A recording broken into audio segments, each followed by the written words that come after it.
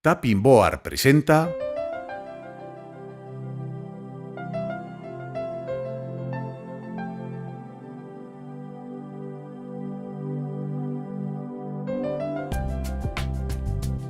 el bruxismo. El bruxismo es el acto compulsivo de apretar o rechinar los dientes sin ningún interés funcional. El estrés y la ansiedad son a menudo las causas más frecuentes. Se calcula que el 80% de la población ha tenido algún episodio bruxista a lo largo de su vida, incluyendo adultos, adolescentes y niños. Y es una conducta muy nociva para los dientes, el periodonto y los músculos de la boca. Existen dos tipos de movimientos bruxistas: el apretamiento y el rechinamiento, siendo este último el más dañino. La manifestación más común del bruxismo es el desgaste de los dientes. También podrá causar sensibilidad dental y fisuras, o incluso fracturas y desprendimientos de restauraciones.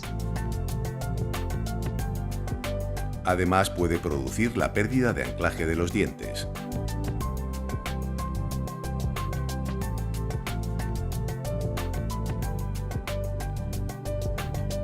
El bruxismo produce un exceso de ejercicio que va a repercutir en los músculos masticatorios y en las articulaciones de la mandíbula, provocando dolor y chasquidos. Incluso puede aparecer dolor de oído, dolores de cabeza y otros problemas graves.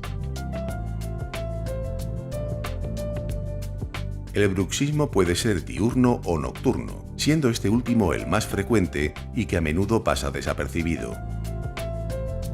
Para evitar los efectos del bruxismo, su odontólogo le prescribirá una férula de descarga, también llamada férula oclusal o férula de relajación.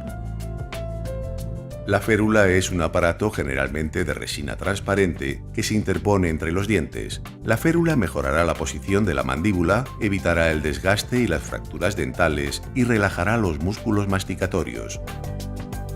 También protegerá a las carillas, coronas y puentes. Sin duda, la férula es el tratamiento dental más conveniente ante el bruxismo, ya que ofrece excelentes resultados a medio y largo plazo.